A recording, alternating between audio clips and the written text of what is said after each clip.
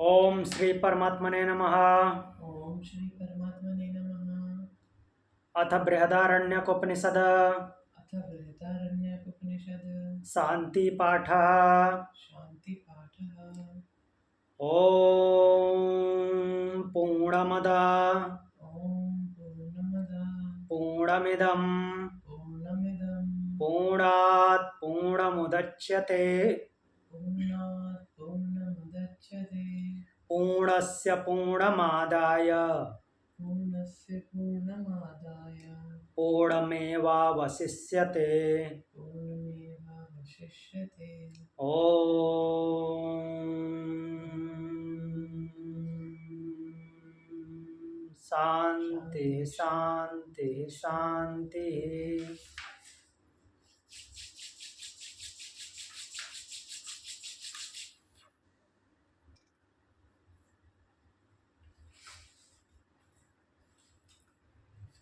तो कल हम पढ़ रहे थे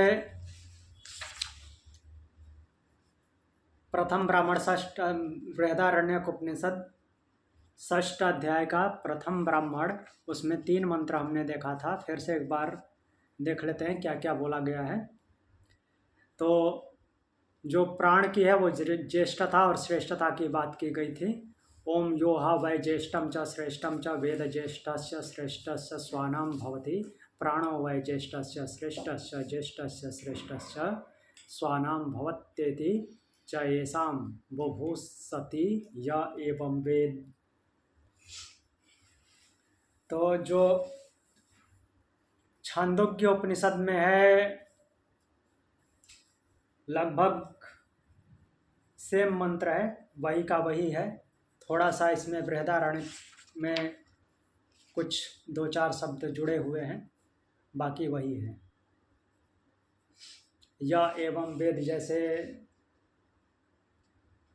बृहदारण्यक उपनिषद में अलग से जोड़ा गया है, वो या एवं वेद छांदोग्य उपनिषद में नहीं है। इन एक दो मंत्रों में नहीं है, बाकी हाँ कुछ मंत्रों में नहीं है, बाकी मंत्र वही है। तो देखिए, जो यहाँ पे श्रेष्ठ और ज्येष्ठ की बात हो रही थी कि श्रेष्ठ कैसे, प्राण को तो श्रेष्ठ बता दिया, ज्येष्ठ कैसे है। तो ज्येष्ठ इस तरह से शंकराचार्य जी बोलते हैं। तो शंकराचार्य जी बताते हैं कि ये प्राण बाकी देवों से, बाकी लोग जो हैं, अर्थात बाकी कौन, नेत्र चक्षु, चक्षु को ही नेत्र बोलते हैं, चक्षु श्रोत्र घ्राण त्वक मन, ये सब जो हैं, इनकी तुलना में प्राण श्रेष्ठ है। और ज्येष्ठ कैसे है? श्रेष्ठ तो है क्योंकि उनके ही माध्यम से ये सभी कार्य करते हैं, प्राण के माध्यम से कार्य करते हैं, तो श्रेष्ठ है। अब ज्येष्ठ कैसे है, उसका एग्जाम्पल गर्भ में जो भ्रूण होता है उससे, उसको डायरेक्टली इंडिकेट करके बोलते हैं। क्या बोलते हैं कि जिस दिन, मीन्स जिस समय इनिशियल इस पिंड की यात्रा शुरू हुई थी गर्भ में, फर्स्ट टाइम पिंड की यात्रा शुरू हुई थी गर्भ में, तो जब कुछ नहीं बना था, मीन्स जो एक अणु था, एक अणु से फिर वो जो जाइगोट बना था, तो जब एक अणु जाइगोट बना था तो उस टाइम पे, यहाँ तक कि वो बनने से पहले भी प्राण वहाँ उपस्थित था और वहीं से प्राण उसके साथ है, जबकि उस टाइम पे इनमें से एक भी नहीं थे। न नेत्र था, न श्रोत्र था, न चक्षु था, न त्वक था, न मन था, न बुद्धि था, कुछ भी नहीं था। कुछ था? इसी की सहायता से, इसी के सहारे, प्राण के सहारे ये सब कुछ बाद में बनना शुरू हुए। पहले तो वो पिंड बना, उसके बाद फिर नेत्र श्रोत्र चक्षु घ्राण ये सब बाद में बनना आरंभ हुए। तो चूंकि सबसे पहले से प्राण उपस्थित है, इसलिए प्राण ज्येष्ठ है। और जो उसको उस भाव से जानता है तो वो अपने लोगों के बीच भी ज्येष्ठ और श्रेष्ठ और ज्येष्ठ होता है। लोगों के बीच ज्येष्ठ कैसे होता है? क्योंकि उस श्रेष्ठता की प्रतिष्ठा वरिष्ठ के रूप में हो जाती है। केवल आयु से कोई ज्येष्ठ नहीं होता। आयु भी ज्येष्ठता का प्रमाण है, प्रतीक है, लेकिन केवल आयु ही ज्येष्ठ हो ऐसा नहीं है। मीन्स जिसको किसी भी फील्ड में ज़्यादा ज्ञान है तो उस फील्ड में उसकी प्रतिष्ठा है, तो उस फील्ड में वो वरिष्ठ है। केवल एज से कोई वरिष्ठ नहीं हो जाता, जो कि हमारे लौकिक जीवन में भी दिखता है। अलग अलग जो पोस्ट हमने गवर्नमेंट में या प्राइवेट सेक्टर में बना रखे हैं, तो उसमें बहुत सारे लोग होते हैं कि कम एज वाले लोग बहुत सीनियर होते हैं, बहुत ज़्यादा एज वाले लोग बहुत जूनियर होते हैं, क्योंकि वहाँ पे ज्ञान और जो उस क्षेत्र में विशेषज्ञता है उसकी वरिष्ठता है।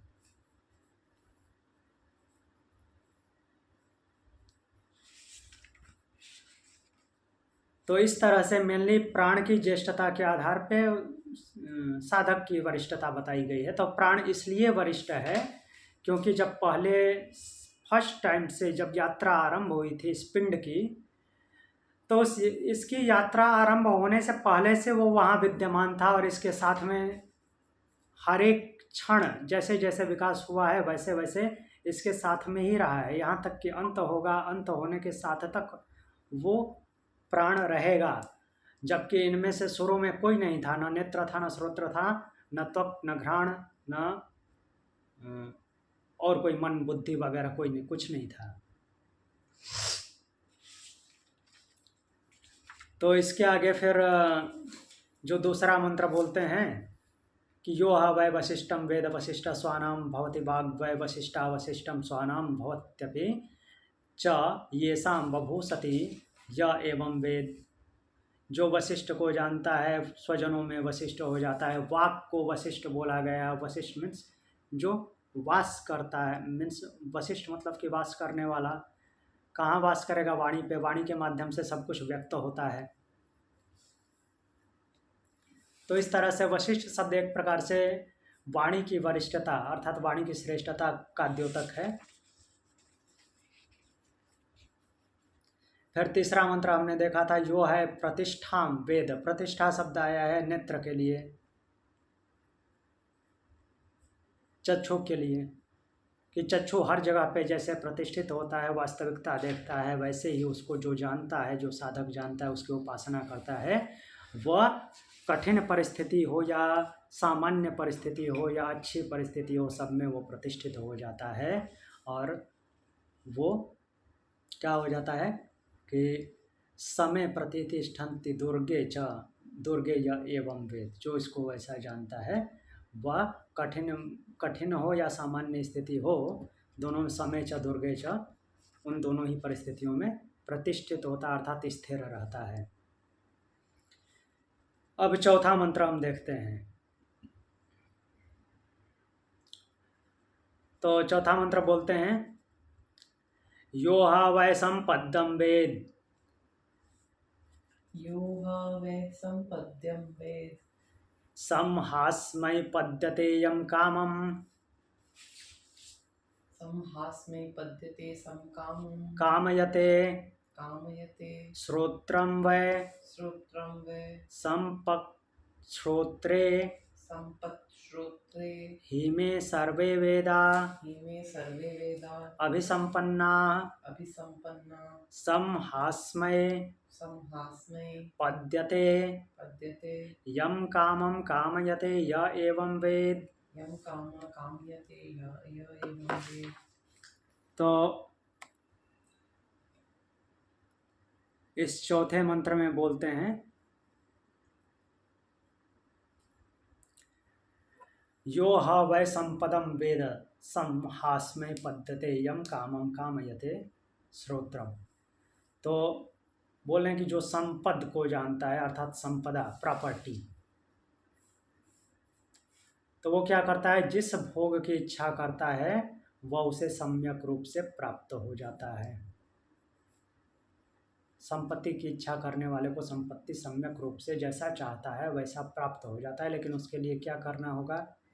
उसका संबंध किससे जोड़ रहे हैं? श्रोत्र ही संपद है, श्रोत्र ही संपदा है। श्रोत्र में ही सब कुछ प्रतिष्ठित है, अर्थात ज्ञान कहाँ से प्राप्त होता है? श्रोत्र से। जो कुछ सुनते हैं वहाँ से ज्ञान प्राप्त होता है। हाँ, देखने से भी होता है, लेकिन सबसे ज़्यादा श्रोत्र से होता है। और श्रोत्र को क्यों चुना गया है? क्योंकि पहले पढ़ाई का माध्यम या जानकारी का माध्यम क्या था? श्रोत्र था। ये लिखने का कार्य, जो लिखना पढ़ना है, पढ़ना तो देख के होता है, तो कहीं लिखा होगा तो तभी देख के पढ़ेंगे, लिखा ही नहीं था। ये जब का ये है जो हम पढ़ रहे हैं, उस टाइम पे तो श्रोत्र ही होता था सब कुछ। गुरु शिष्य को सुना करके सब कुछ वो करता था, ज्ञान प्रदान करता था। और आज भी मैक्सिमम चीज़ें श्रोत्रिय मीन्स श्रोत्र से, कान से ही प्रतिष्ठित होती हैं, अर्थात कान के से सुन के ही हमको ज्ञान ज़्यादा प्राप्त होता है। यहाँ तक कि जो हम पढ़ते भी हैं तो केवल आँख से देखने से ज्ञान नहीं हो जाता। वो आवाज़, हमारी ही आवाज़ हमको सुनाई देती है, तो उससे ज्ञान होता है। भले ही हम मुख खोल के ना बोलें, अंदर तो बोलते ही हैं जो पढ़ते हैं। तो एक प्रकार से श्रोत्र के ही माध्यम से हो जाता है। जी सर, ये जो संपद है ये तो मटेरियल वेल्थ है ना? हाँ, मटेरियल वेल्थ है। तो मटेरियल वेल्थ आएगा कहाँ से? ज्ञान नहीं होगा तो कैसे आएगा? असुरों के पास भी तो होते हैं मटेरियल। हाँ, तो जितना ज्ञान होगा उतना होगा। वो बिना ज्ञान के नहीं आ सकता। बिना ज्ञान के न कर्म हो सकता है, न कर्म के ज्ञान हो सकता है। दोनों एक दूसरे में लिप्त हैं। तो जैसा जिसका ज्ञान होगा उसके पास वैसी ही संपदा होगी। जिसके पास जिस तरह का ज्ञान होगा उसके पास संपदा भी वैसी ही होगी।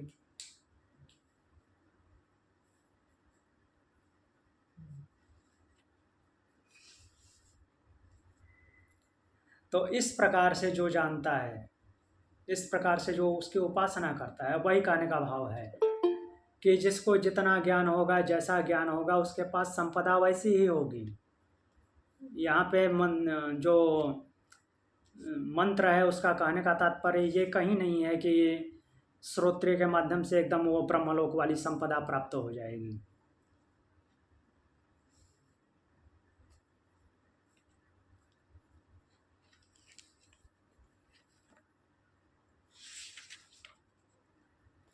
तो इस तरह से इस मंत्र में बताया गया है।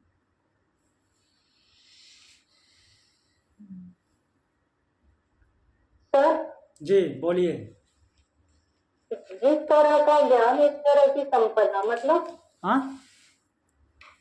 आपने कहा बोली कि जिसके पास जिस तरह का ज्ञान होगा उस हाँ। तरह की संपदा होगी। हाँ, जैसा आपके पास ज्ञान होगा, जैसा आपके दिमाग में चल रहा होगा कुछ, आपका कार्य भी, कर्म क्षेत्र भी वैसा ही होगा। जैसे सर कि कुछ एग्जाम्पल देंगे? जैसे कि कोई व्यवसाय करता है,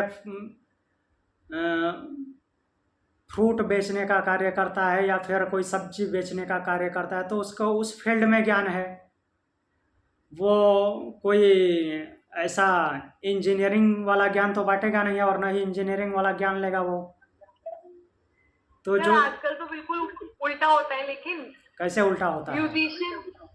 म्यूजिशियन पूरा मतलब इंजीनियर पढ़ाई किया, पूरा ज्ञान है इंजीनियरिंग का, लेकिन बन जाते म्यूजिशियन। हाँ, म्यूजिशियन का ज्ञान है, जितना ज्ञान है वही तो वो म्यूजिशियन का काम उस ज्ञान की वजह से कर रहा है ना। वो इंजीनियरिंग के ज्ञान की वजह से थोड़ी कर रहा है। अब तो बहुत सारे लोग इंजीनियरिंग करके आईटी फील्ड में हैं, तो उसको आईटी का ज्ञान है, इसलिए वो आईटी का काम कर रहा है। वो ये कहने का तात्पर्य थोड़ी है कि वो इंजीनियरिंग के दम पे आईटी का काम कर रहा है। उसको आईटी का भी उतना ज्ञान है, उस ज्ञान की वजह से वो आईटी का कार्य कर रहा है।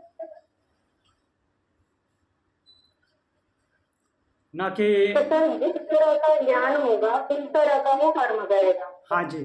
ठीक है, तो फिर ये जो संपदा वाला चीज है ये क्या है?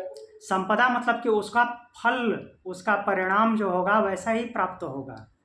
जो कर्म करेगा उसको उस तरह की संपदा मिलेगी, अर्थात उसका कर्म फल मिलेगा।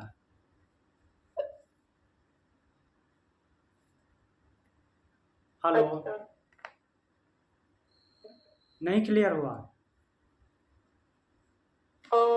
हाँ शायद नहीं, मतलब संपदा मतलब कि उसको जो प्राप्त हो रहा है, क्या प्राप्त हो रहा है? कर्म फल, जैसा कर्म किया, कैसा कर्म किया, जैसा ज्ञान हुआ, जैसा स्रोत्र से उसको मिला। हम्म, हाँ, जो ज्ञान है अलग अलग क्षेत्रों में बहुत सारा ज्ञान हो सकता है, लेकिन किस ज्ञान का वो उपयोग कर रहा है, परिणाम उसी का मिलेगा। हाँ, ये इस मामले में इस ऐसे अगर जैसे देखा जाए तो बिल्कुल सरल है। हाँ जी, तो वही है ना। अब कोई मान लीजिए कि संस्कृत का प्रकांड विद्वान है, मीन्स संस्कृत की पढ़ाई की है पीएचडी तक, लेकिन वो ना खुद पढ़ता है, बाद में वो पीएचडी की डिग्री लेने के बाद ना खुद पढ़ता है ना किसी को पढ़ाता है। वो कुछ और काम कर रहा है, किसी और फील्ड में काम कर रहा है। तो जिस फील्ड में काम कर रहा है उसी का उसको ज्ञान माना जाए, ज्ञाता माना जाएगा, और उसके मीन्स उसके कर्मों का परिणाम उसी के हिसाब से होगा।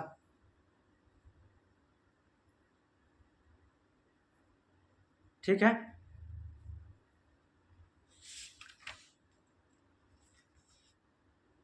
आगे बढ़ें। जी प्रभु। तो अगला मंत्र है 5वां मंत्र।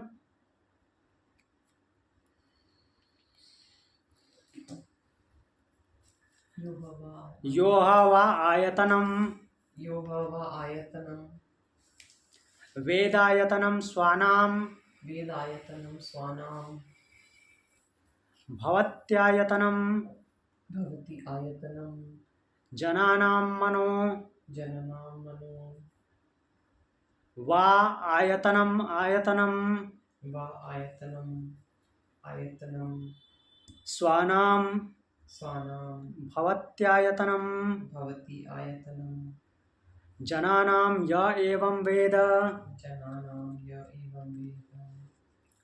तो अब बात कर रहे हैं आयतन की। आयतन अर्थात शरीर, जिसके माध्यम से वो धारण किया जाता है जो कुछ भी हो। तो जो आयतन को जानता है वो क्या लिख रहे हैं कि स्वानाम भवत्यायतनम जनानाम मनो वा आयतनम आयतनम। तो अपने जनों का आयतन हो जाता है, अर्थात अपने जनों की धारण करने की उसके पास शक्ति आ जाती है। जो आयतन को जानता है अर्थात धारण कर किस मीन्स धारण करने की क्रिया को जो जानता है, मीन्स धारण करने की जिसमें कैपेसिटी होती है, होल्डिंग कैपेसिटी, एक प्रकार से क्या बोल सकते हैं उसको, स्वामी पने की भावना से कनेक्ट कर सकते हैं। मीन्स एक प्रकार से वो संरक्षक का जो कार्य करता है, जिसको अभिभावक बोलते हैं। तो एक्चुअली आयतन का मतलब होता है शरीर, मतलब कि जिसके जो एक प्रकार से कवर प्रदान करे, कवच की तरह सब कुछ को प्रोटेक्टेड रखे। जैसे कि बॉडी में आर्गन होते हैं, वैसे ही दूसरे लोगों का वो शरीर की तरह का, दूसरे लोगों के ऊपर भी वो शरीर की तरह काम करे, मीन्स प्रोटेक्टर की तरह काम करता है। तो उसके लिए किसको कनेक्ट कर रहे हैं? मन को। मन ही आयतन है, मन ही आयतन है, क्योंकि इन सारे बाकी जो देव हैं, इंद्रिय रूपी देव, इनके जो डाटा उसको मिलते हैं और उससे प्रोसेसिंग होती है, तो वो दोनों कार्य वही करता है, मीन्स उनका बैलेंस रखता है। और कुछ भी ग्रहण करना होता है, क्या ग्रहण करना है क्या नहीं ग्रहण करना है, और फिर कर्मेंद्रियों को क्या आदेश देना है, वो सब वही करता है। एक प्रकार से कार्यवाहक की भूमिका में है। तो इस तरह से वो मन को आयतन बता रहे हैं इस मंत्र के माध्यम से। और जो उसकी इस प्रकार से उपासना करता है, अर्थात इस आयतन को जो ऐसे जानता है कि मन जिस प्रकार से इस शरीर में आयतन का कार्य करता है, वो भी उसी प्रकार से अगर समाज में कार्य करने लगता है तो अपने लोगों का, स्वजनों का, और फिर क्या बोल रहे हैं कि अन्य जनों का भी, दूसरे लोगों का भी, केवल अपने परिवार का नहीं, दूसरे लोगों का भी वो आयतन होता है। मतलब क्या है? आयतन मतलब कि एक प्रकार से लीडर की भूमिका में आ जाता है। अच्छा, तो मन लीडर है। हाँ,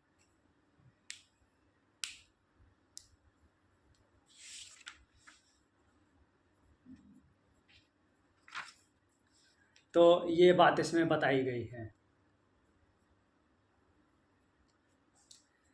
क्योंकि बाकी सभी जो हैं, जैसे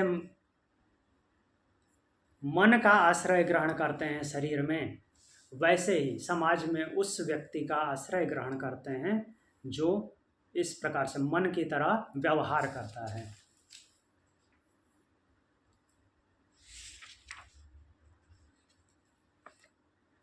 अब छठा मंत्र देखते हैं। छठा मंत्र है यो हा वै प्रजातिम वेद यो है वह प्रजातिम वेद प्रजायते प्रजायते हा प्रजया हा प्रजया पशुभिरेतो पशुभिरेतो वै प्रजातिः वह प्रजातिः प्रजायते प्रजायते हा प्रजया ह प्रजया पशुभिर्य पशुभिर्य एवं वेद। एवं वेद।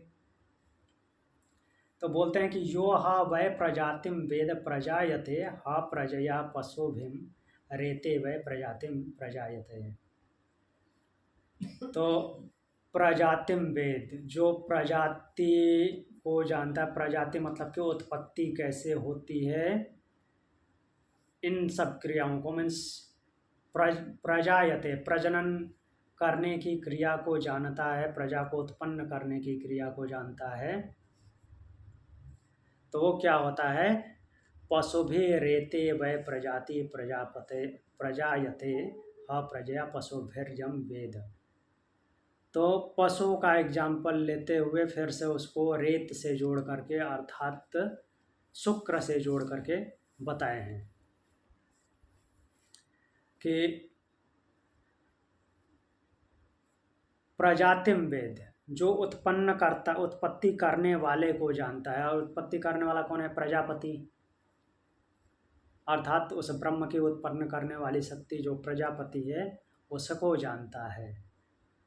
तो वो क्या होता है कि पशु भी रेतो वह प्रजाति, पशुओं के द्वारा वृद्धि को प्राप्त होता है। पशुओं के द्वारा वृद्धि को प्राप्त होता है, ऐसा क्यों बोल रहे हैं? क्योंकि ये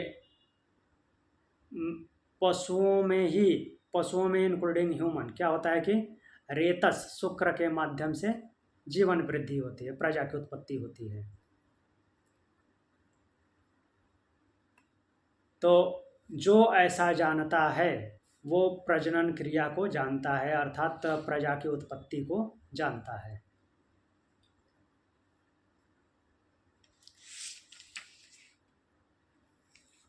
अब आगे बढ़ते हैं, सातवां मंत्र।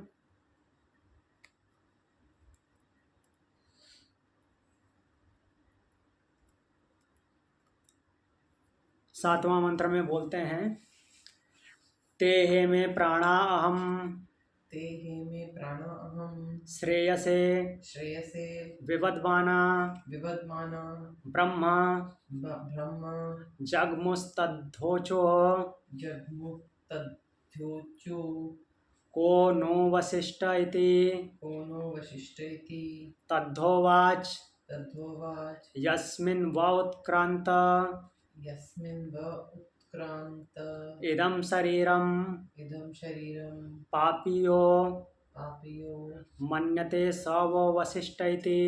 मन्यते स वो वशिष्ठ इति।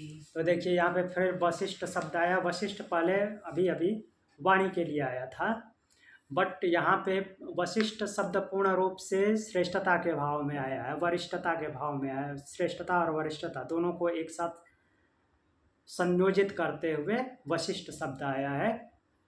श्रेष्ठ और वरिष्ठ कौन है, इस भाव से। तो इसमें क्या होता है कि यहाँ पे प्राण सहित बाकी जो देव हैं, देव बोले तो मन बुद्धि इंद्रिय, ये जो नेत्र श्रोत्र घ्राण चक्षु त्वक, ये सब जो हैं, तो इनमें आपस में विवाद हो गया। मैं वशिष्ठ हूँ, मैं वशिष्ठ हूँ, मैं वशिष्ठ हूँ, जो हमने पहले भी पढ़ा है इस तरह का कि तो नाम प्राण का दिया हुआ है, लेकिन प्राण के माध्यम से सभी को जाना है कि ते हे में प्राणा अहम, बोल रहे हैं कि ये सभी प्राण मतलब कि बाकी जो देव हैं उनको लेते हुए, केवल पंच प्राण ही नहीं, पंच प्राण सारे जगह विद्यमान हैं, तो इसलिए ये सारे जो इंद्रियां हैं उनको भी उसमें इंक्लूड कर लेना है। अलग से नाम नहीं दिया हुआ है, इस मंत्र में नाम नहीं दिया, लेकिन भाव वही है। तो इस प्रकार से सभी में एक प्रकार से झगड़ा हो जाता है कि मैं श्रेष्ठ हूँ, मैं श्रेष्ठ हूँ। तो ये विवाद करते हुए कहाँ जाते हैं? श्रेयसे विवदमाना ब्रह्म जग मुस्तद्दोचु कोनो वशिष्ठ इति। तो ये झगड़ा करते हुए ब्रह्म के पास पहुँचते हैं। एक प्रकार से शब्द आरोपित है, ब्रह्म के पास वो जा कैसे सकते हैं, बट समझाने का एक तरीका है कि वो ब्रह्म के पास पहुँचते हैं, और ब्रह्म के पास पहुँचते हैं और पूछते हैं ब्रह्म से, हम में कौन श्रेष्ठ है, कौन वशिष्ठ है। कौन वशिष्ठ इति तद्धोवाच यस्मिन् वा उत्क्रांत इदं शरीरम पापियो मन्यते स वो वशिष्ठ इति। ब्रह्म बोलते हैं इनसे कि जिसके उत्क्रमण करने से, जिसके निकलने से यह शरीर अर्थात यह जीवात्मा का शरीर पाप से युक्त हो जाता है, अर्थात वह और ज़्यादा दिन तक जीवित नहीं रह पा, सर्वाइव नहीं कर सकता, वह उसी अवस्था में नहीं रह सकता, पाप से युक्त होने लगता है, अर्थात जो प्रकृति के बाकी चीज़ें हैं उनको प्राप्त होने लगती हैं और इसका डिजेनरेशन, क्षय होने लगता है। उसी को बोल रहे हैं कि पाप से युक्त हो जाता है, पापी माना जाता है। जिसके उत्क्रमण करने से यह शरीर पापी माना जाता है, पापी माना जाने लगता है, तो वही वरिष्ठ है, मीन्स वही वशिष्ठ है, श्रेष्ठ और वरिष्ठ है। इस प्रकार से ब्रह्म उनको बताते हैं। ये जब झगड़ा करते हुए उनके पास पहुंचते हैं पूछने के लिए कि बताइए कि कौन हम में वरिष्ठ है, तो वो बताते हैं कि जिसके उत्क्रमण करने से यह शरीर पापी हो जाता है वही वशिष्ठ है। ये बता दिए, लेकिन फिर भी ये क्या हुआ, आप देखिए, अब ब्रह्म बोल रहा है तो भी विश्वास नहीं हो रहा है। ये हमारे देव ऐसे हैं।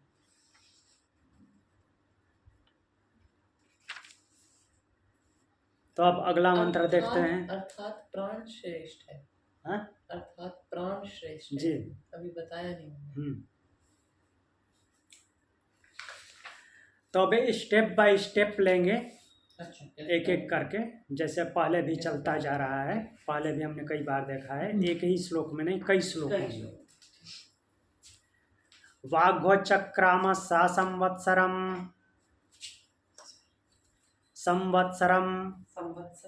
प्रोप्याद्वोवाच कथमशकत मद्रिते। एक मिनट।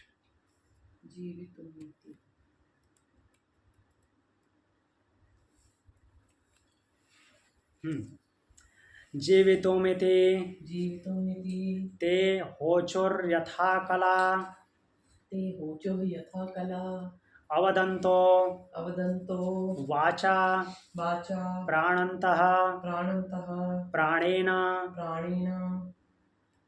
पश्यन्तश्चक्षुषा पश्यन्त चक्षुषः शृण्वन्तः शृण्वन्तः श्रोत्रेण श्रोत्रेण विद्वांसो मनसा विद्वांसो मनसा प्रजायमाना प्रजायमाना रेतसैवं रेतसा एवं जीविष्मेति जीविष्मेति प्रविवेश वाक्।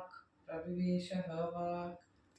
तो देखिए, अब ब्रह्म के बोलने पर भी इनको समझ नहीं आया, मीन्स इनका वो जो मद है, अहंकार है, वो नहीं गया अपनी श्रेष्ठता का। तो ये अपनी श्रेष्ठता का परीक्षा आपस में मिलके ले रहे हैं। देखते हैं कौन श्रेष्ठ है। ब्रह्म के बोलने से ऐसे थोड़ी ना हो जाएगा। हम देखते हैं कौन श्रेष्ठ है। तो वाक ने क्या किया? वाणी क्या किया? पहले शरीर से, इस जीवात्मा से बाहर निकला। वैसे बाहर निकलना संभव तो है नहीं, बट श्रेष्ठता समझाने के लिए ऐसा बताया गया है। वाघो चाक्राम सा संवत्सरम प्रोच्चागत्वोवाच।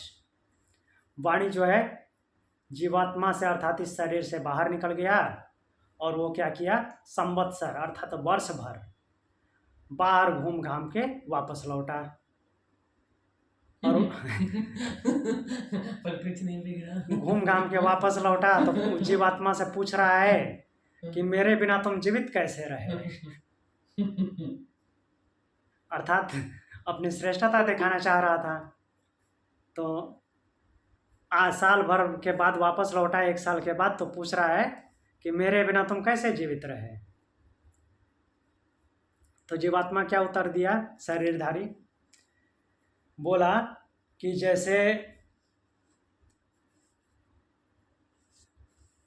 जैसे मूक प्राणी अर्थात गूंगा,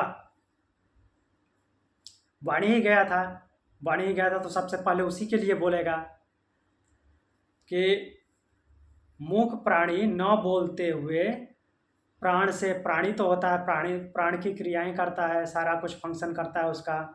नेत्र से देखता है, आँखों से देखता है, श्रोत्र से सुनता है, मन से मनन करता है और रेतस से संतान उत्पन्न करता है।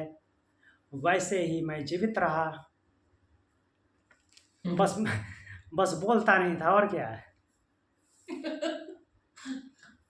तो अब जो है वाक की बेइज्जती हो गई तो बिना कुछ बोले चुपचाप शरीर में घुस गया,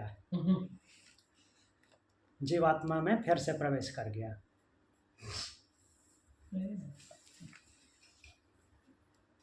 तो अब फिर आया चक्षु का नंबर, आँख का। तो अगला मंत्र देखते हैं, 9 नंबर। चक्षुर्हो चक्राम तत्संवत्सरम प्रोस्यागत्योवाच कथम अशकत मद्रिते जीवितोमिति ते होचोर्यथान्धा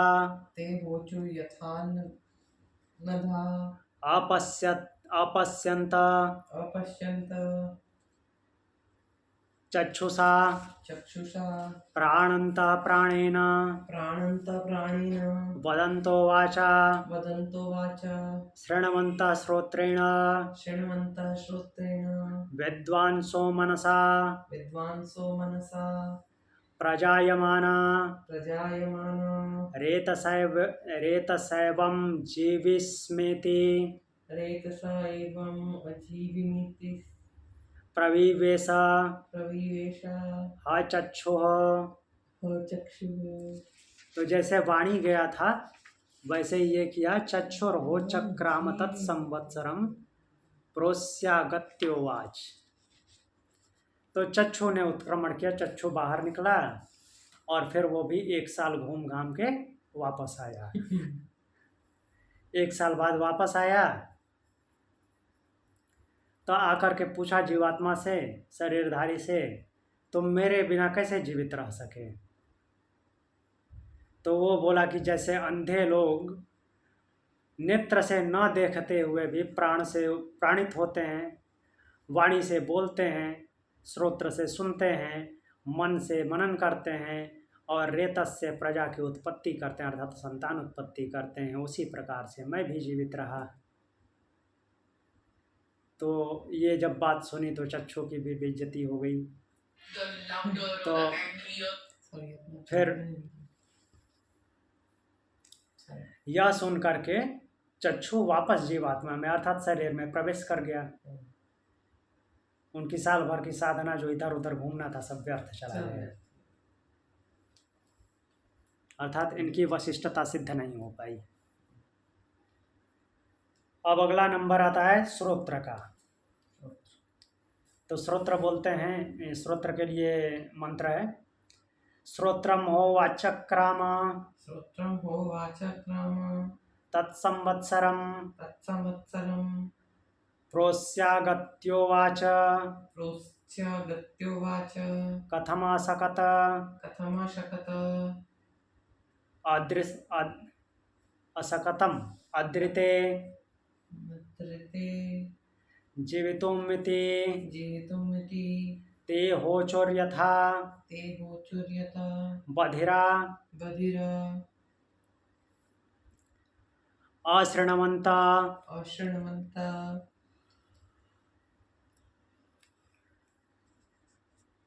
श्रोत्रेण प्राणन्तः श्रोत्रेण प्राणन्तः प्राणेन वन्दतो वाचा प्राणेन वन्दतो वाचा पश्यन्तश्चक्षुषा पश्यन्तः चक्षुषा विद्वांसो मनसा विद्वांसो मनसा प्रजायमान प्रजायमान रैतसेवं रेतसा एवं जीविस्मेति जीविष्यति प्रविवेशः श्रोत्रम। प्रविवेशः श्रोत्रम्।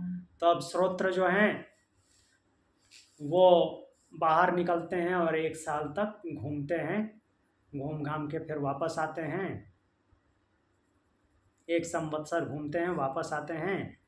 तो फिर वो पूछते हैं जीवात्मा से मेरे बिना तुम कैसे जीवित रह सके। तो जीवात्मा बोला कि जैसे बहरा आदमी कान से नहीं सुनते हुए श्रोत्र हैं, तो श्रोत्र को पहले ही रिप्लाई दिया कि आप चले गए थे तो क्या हुआ, बस मैं सुनता नहीं था। जैसे बहरा आदमी कान से नहीं सुनते हुए प्राण से प्राणित होता है, वाणी से बोलता है, नेत्र से देखता है, मन से मनन करता है और क्या बोल रहे हैं कि रेतस से प्रजा अर्थात संतान की उत्पत्ति करता है, वैसे ही मैं भी जीवित था। तो श्रोत्र यह बात सुन करके वापस शरीर में प्रवेश कर जाते हैं, कोई कुछ कर ही नहीं सकते उसके अब इसके अलावा, प्रवेश करने के अलावा उनकी वशिष्ठता चली गई। अब मन का नंबर आता है मनोहोच्चक्राम तत् मनोचक्रामः संवत्सरम संवत्सरम् प्रोस्यागत्योवाच प्रोक्ष्यागत्योवाच कथमासकत कथमशकत मद्रिते मद्रते जीवितुमिति जीवितमिति ते ते होचोर्यथा होचुर्यथा मुग्धा मुग्धा अविद्वांसो मनसा अविद्वांसो मनसा प्राणन्तः प्राणन्तः प्राणेन वदन्तो प्राणेन वदन्तो वाचा वाचा पश्यन्त चक्षुषा पश्यन्त चक्षुषा शृण्वन्ता शृण्वन्ता श्रोत्रेण श्रोत्रेण प्रजायमान प्रजायमान रेतसैवं रेतसा एवं जीविस्मेति जीविष्मेति प्रविवेशः मनः। प्रविवेशः मनः।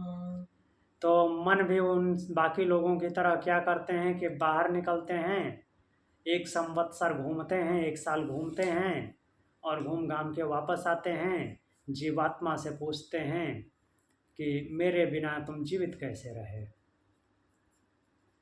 तो वो बोलता है कि जैसे मनन किए बिना प्राणी रहता है, अर्थात मनन करने की शक्ति चली जाती है, कोई वो ठीक ठाक उसका दिमाग काम नहीं करता, तो वैसे ही मैं भी मनन किए बिना जैसे कि प्राण से व्यक्ति प्राणित होता है और वाणी से बोलता है, चक्षु से देखता है, श्रोत्र से सुनता है और फिर क्या करता है, रेतस से प्रजनन करता है, प्रजा की उत्पत्ति करता है, संतान उत्पत्ति करता है। तो उसी प्रकार से बिना मन के मैं भी जीवित था। मन नहीं था तो इतना ही हुआ कि कोई भी सोच विचार जो होती है वो ठीक ठाक से नहीं होता है। तो इसके तो दो एंगल हो सकते हैं, मनन भी नहीं हुआ, भ्रमत भी नहीं हाँ हुआ। जी।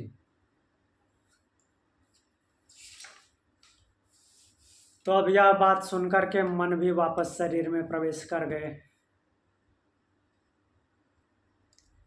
तब आया रेतस अर्थात शुक्र का नंबर। तो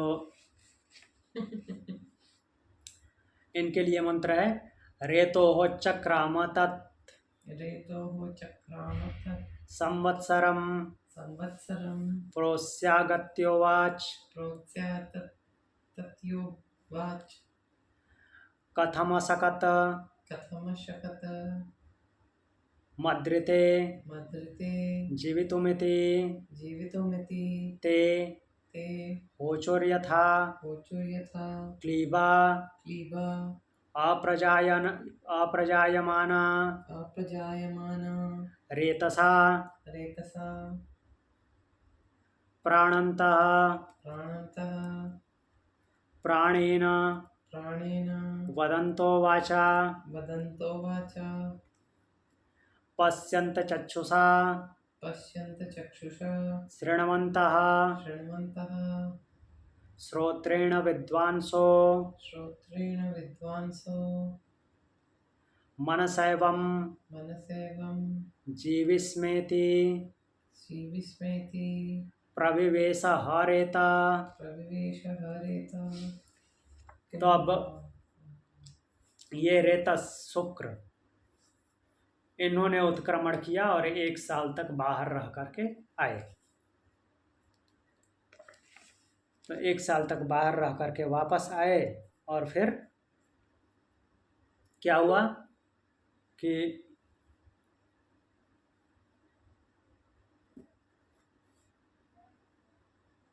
हाँ, वापस रह कर 1 साल तक बाहर घूम घाम के आए। जीवात्मा से पूछे कि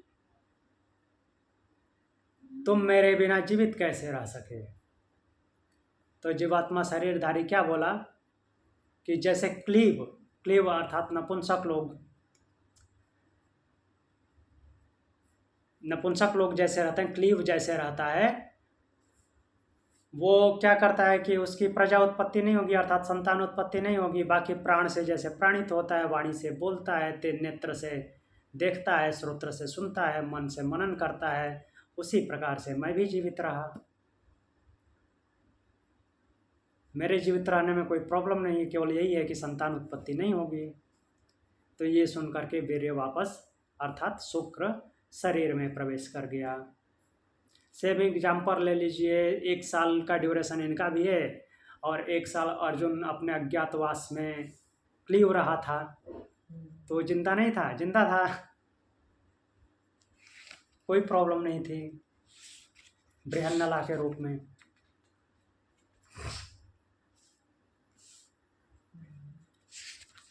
Very nice. तो इस तरह से ये सभी लोग वापस 1 साल घूम घाम करके प्रवेश कर गए। जी माता जी बोलिए, कुछ पूछना है?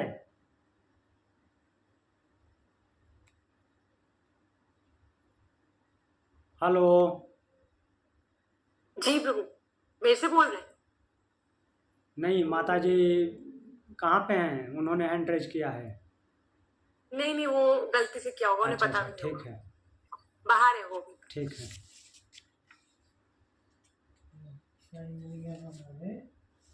तभी प्राण प्राण उत्क्रामण 13 नंबर मंत्र पे आते हैं। प्राण अब अंत में आते हैं, इनका नंबर है। सभी को इन्होंने मौका दिया अब जिसको पता ही है कि मैं श्रेष्ठ हूँ तो क्यों पहले उछलने जाए। तो सभी घूम घाम के आए तो अब ये बोल रहे हैं, इनका नंबर आता है।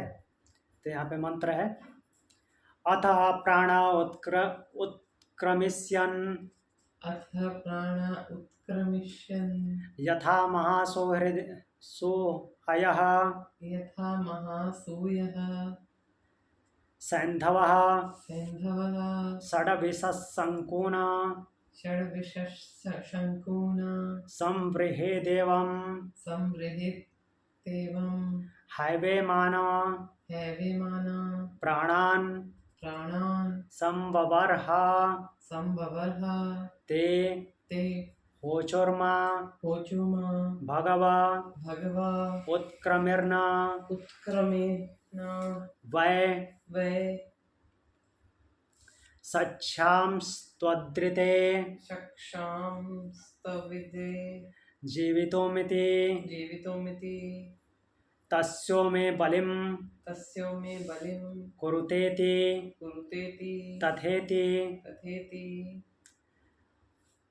तब प्राण का नंबर आया, अतः प्राण उत्क्रामिष्यन् यथा महासूय सैन्धव षड्विशङ्कून् संवृहेदेव हैवेमान। तो प्राण ने उत्क्रमण करना शुरू किया, अर्थात बाहर निकलना शुरू किया। तो जैसे ही वो बाहर निकलने लगा तो जैसे शक्तिशाली घोड़ा होता है वो अपने खूंटे को उखाड़ने लगता है, अर्थात जिससे बंधा होता है उसको खूंटा ही बोलते हैं, जमीन में गाड़ के बांधते हैं, तो खूंटे को उखाड़ देता है। वैसे ये बाकी जो लोग थे जो अभी तक घूम घाम के 1 साल घूम घाम के आए अलग अलग, ये सभी वैसे ही जोर लगाने लगे अपने खूंटे को उखाड़ने के लिए, क्योंकि ये उसके साथ साथ ऊपर ये उसके साथ साथ उत्क्रमण करने लगे। जैसे ही प्राण उत्क्रमण करने लगा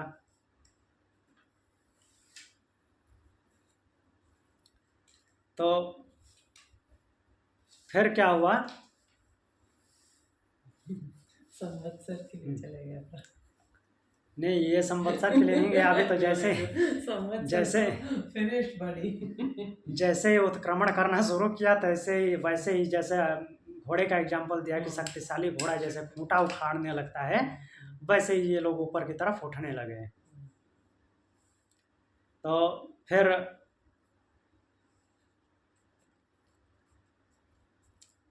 तो ये लोग ऐसे दिया कि स्थानच्युत होने लगे, अर्थात अपने अपने जगह से हटने लगे। फिर उन्होंने कहा, क्या प्राण से कहा, भगव हे भगवान, उत्क्रमेर्न वै सच्छामस्त्वद्रिते जीवितोमिति तस्यो में बलिम कुरुते तथेति। तो वो बोले कि हे भगवान आप उत्क्रमण न करें, आप न जाएं, प्राण को बोल रहे हैं, आपके बिना हम जीवित नहीं रह सकते, हम जीवित रहने में सक्षम नहीं है। न वै सक्षाम त्वद्रिते, तो जीवित रहने में सक्षम नहीं है। तो फिर प्राण क्या बोला, तस्यो में बलिम कुरुतेति तथेति। तो ठीक है, एक शर्त है, फिर मैं नहीं जाता हूँ, तुम लोग मेरे को बलि दो, अर्थात भोजन कराओ, डिनर कराओ।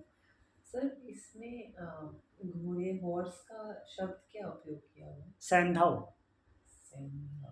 कहाँ? जो यहाँ पे महासोहय सैन्धव षड्विशङ्कून् है। सैन्धव के कई अर्थ होते हैं। सैन्धव का अर्थ घोड़ा भी होता है, और सैन्धव का अर्थ पे सिंधु नदी भी है, सैन्धव का अर्थ समुद्र भी है, सैन्धव का अर्थ नमक भी है। तो जैसा जहाँ पे जैसा सेंटेंस बनता है, जैसा भाव है, जैसा मीन्स विषय वस्तु है, उसके हिसाब से उसका अर्थ होता है।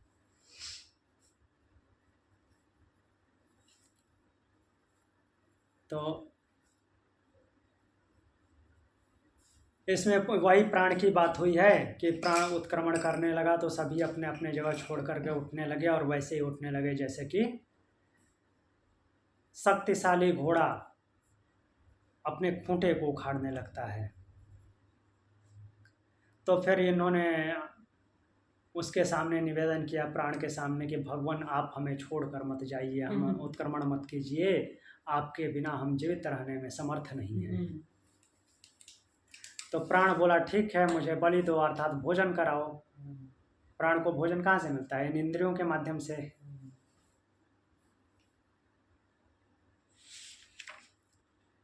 तो फिर इंद्रियों ने बोला तथेति, ठीक है ऐसा ही होगा, आपको भोजन मिलेगा।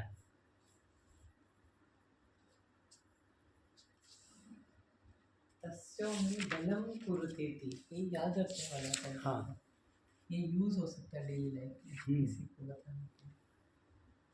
तस्यों में बलिम कुरुतेति, तस्यों में बलिम कुरुतेति, तब तुम लोग मुझे भोजन दो। यहाँ पे बलि का मतलब ये नहीं है लेना है किसी को मार काट के मुझे खिलाओ।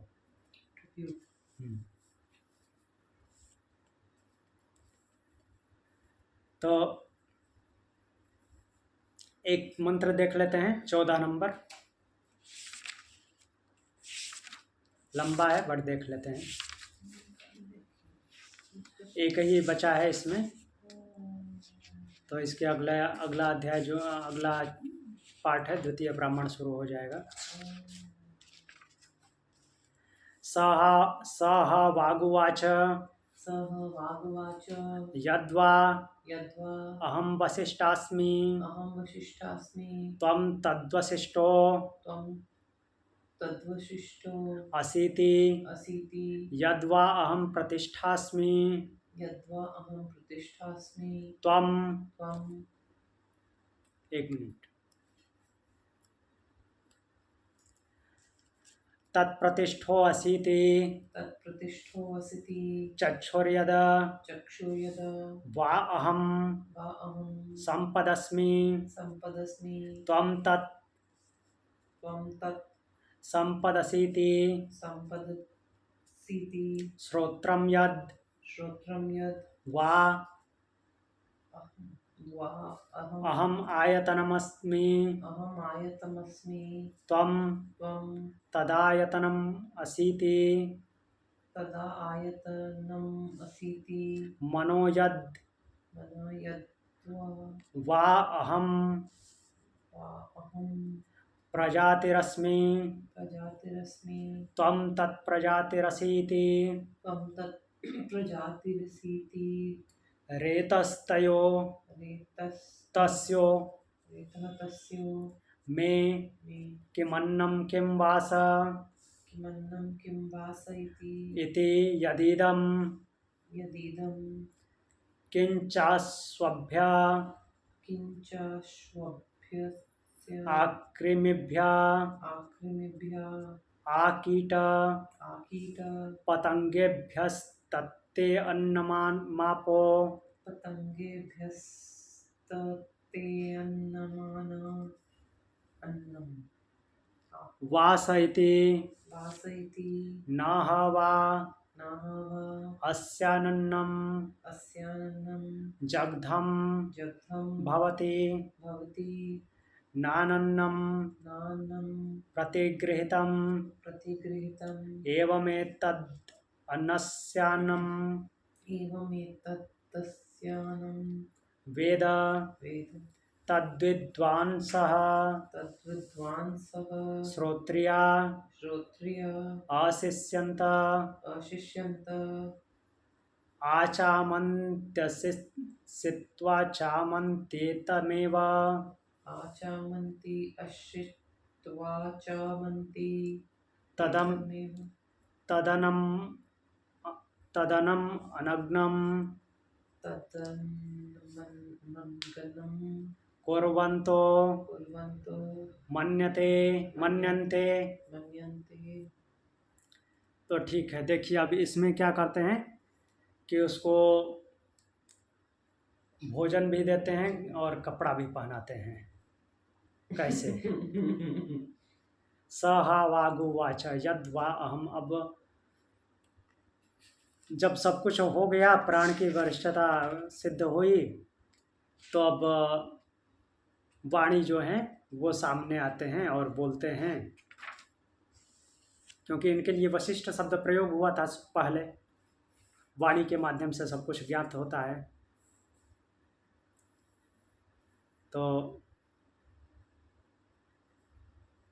तो वाणी जो है बोलती है, अहम वशिष्ठास्मि त्वं तद वशिष्ठो अस्मि। यदि मैं वशिष्ठ हूँ, अर्थात यदि मैं श्रेष्ठ हूँ, ऐसा माना जाए कि मैं श्रेष्ठ हूँ, तो उस श्रेष्ठता के पीछे आप ही हो, क्योंकि आपसे ही मैं चलायमान हूँ,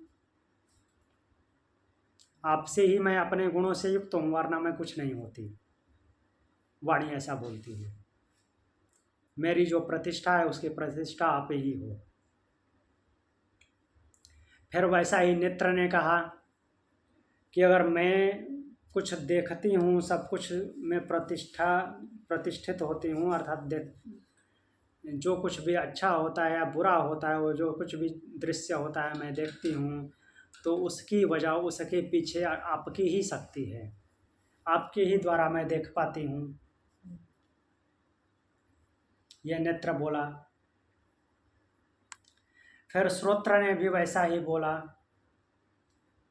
कि मुझे जो कुछ भी सुनाई देता है वो सब कुछ आपके ही माध्यम से, मीन्स आप नहीं होते तो सुनाई नहीं देता।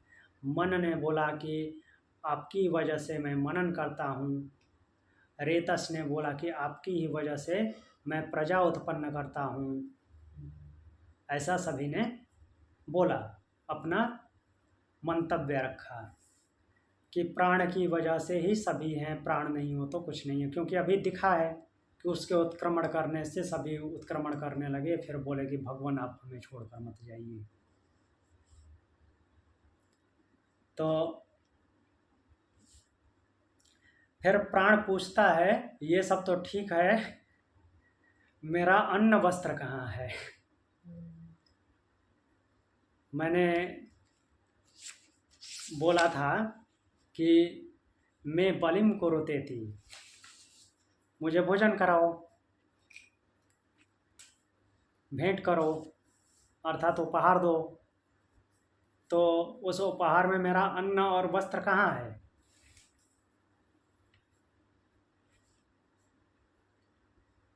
तो किमन्नम किम वासयति यदिदम किश्चास्वभ्य आकृमिभ्य आकीटा पतंगे अन्नमापो। तो अब यहाँ पे श्रुति में बोला गया है मंत्र के माध्यम से कि क्या क्या नाम दिया गया है। किंच अस्वभ्य, तो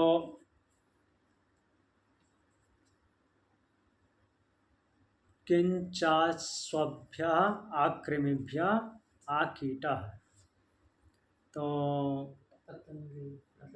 स्वभ्य स्वभ्य स्वान, हाँ, कुत्ता, कृमि, कीट, पतंग, ये सब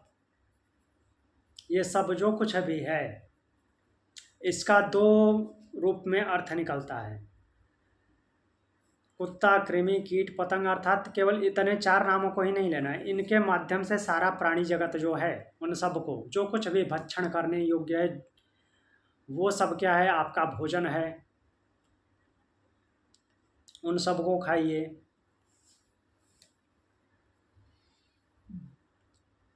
तो फिर बोल रहे हैं कि मीन्स इसका कहने का मतलब क्या है, तात्पर्य है, फिर बोल रहे हैं कि इति न हवा अन्ना अन्नम जग्धम भवति नान्नम प्रतिगृहीतम एवमेतद् अनस्यान्नम वेद तद्विदा सश्रोत्रिया अशिष्यन्तः। तो पहले तो बोला है कि ये कीट पतंग, कुत्ते, कृमि, जो कुछ भी है, ये क्या है कि ये भोजन है। तो ऐसे कहने का तात्पर्य ये है कि जिस जिस रूप में जो जो खा सकते हो, क्योंकि प्राणी ये प्राण जो है हर एक प्राणी में विद्यमान है और अलग अलग प्राणी का अलग अलग भोजन होता है। तो जिस मुख से जो खा सकता है वो खाएगा और वही उसका भोजन होगा। इस तरह से उसको प्राण को भोजन दिया इन्होंने, अन्न दिया। तो सीधे सीधे समझ लीजिए भगवान का विश्वरूप। तो उसी माध्यम से प्राण को भी समझ लेना है कि वैसे वैसे मीन्स जिस जिसके मुख से जो जो खा सकता है वो खाएगा, उसका अन्न है। भगवत गीता के 11वें अध्याय में भगवान भी तो ऐसा ही कर रहे हैं, जो आ रहा है सबको खा रहे हैं अलग अलग मुखों में। उनके पास विश्व मुख है, विश्वतो मुखम है। और फिर जल को क्या बोला है? जल ही वस्त्र है। जो जल ग्रहण करता है प्राणी वो प्राण का वस्त्र है, ऐसा बताया गया है मंत्र के माध्यम से। प्राण का वस्त्र कैसे है? खाना तो खाता है, जो कुछ भी खाना होता है, उसके बाद प्राण जो है उस जल जो है उसको कवर करता है और उसकी पाचन क्रिया उसके बाद जो आरंभ होती है उसको ठीक से पचाता है और अलग अलग जगह पे पहुंचाता है। और ऐसे भी वस्त्र है क्योंकि वो पूरे शरीर में फैलता है। जल जो हम ग्रहण करते हैं वो पूरे शरीर में विचरण करता है। जो ये भोजन बाद में लिक्विड बनता है तो वो भी जल ही हो जाता है। जल है तो जल जो है उसका वस्त्र है। और इसको समझाने के लिए और भी बात बोली गई है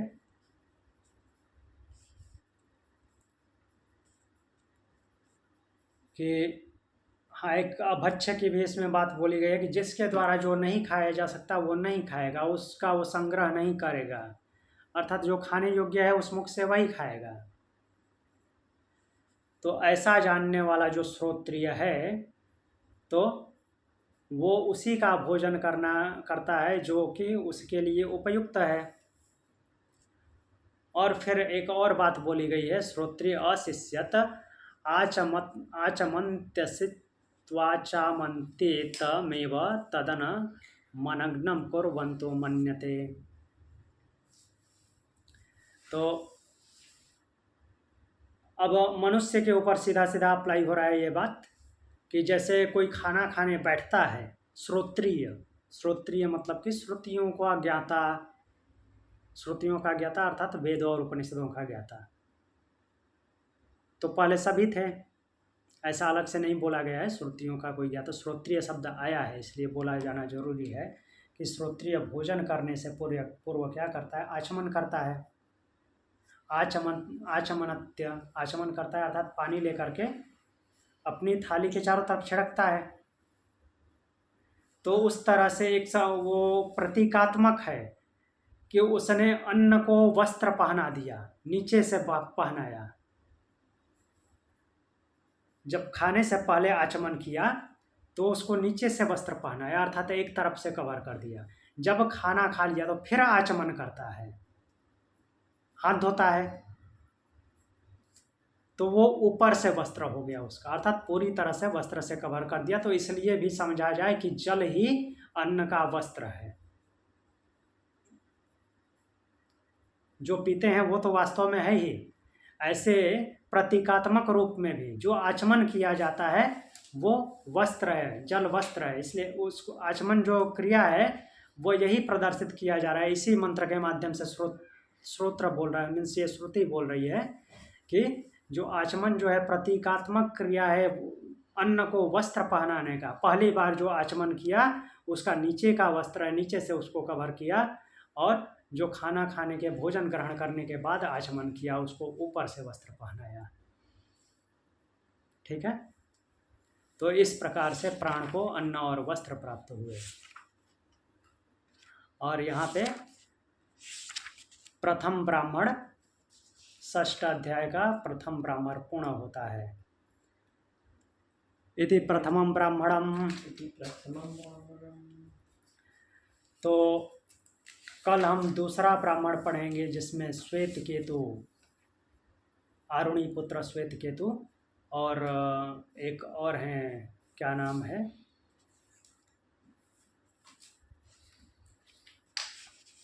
दूसरे एक क्षत्रिय हैं जो कि राजघराने से हैं, उनके बीच संवाद शुरू होता है। श्वेत केतु व अरुणे पांचालानाम परिषदम आगमाय। हाँ, जैवलिन प्रवाहन, क्या हो रहा है? जैवली प्रवाहन, जो प्रवाहन हैं इनके बीच संवाद हुआ है, कुछ क्वेश्चन हुए हैं जिसमें श्वेत केतु गौतम वंशी हैं, वो जो प्रवाहन पूछता है उसमें से एक भी क्वेश्चन इनको नहीं आता। ये आप अपने पिता पे जाके क्रोध उतारते हैं कि आपने बोला था कि मेरे को सब कुछ ज्ञान दे दिया, उसने पूछा मेरे को कुछ भी नहीं आया। तो ये सब आप कल देखेंगे। प्रणाम। ओम शांति। ओम शांति। ओम शांति।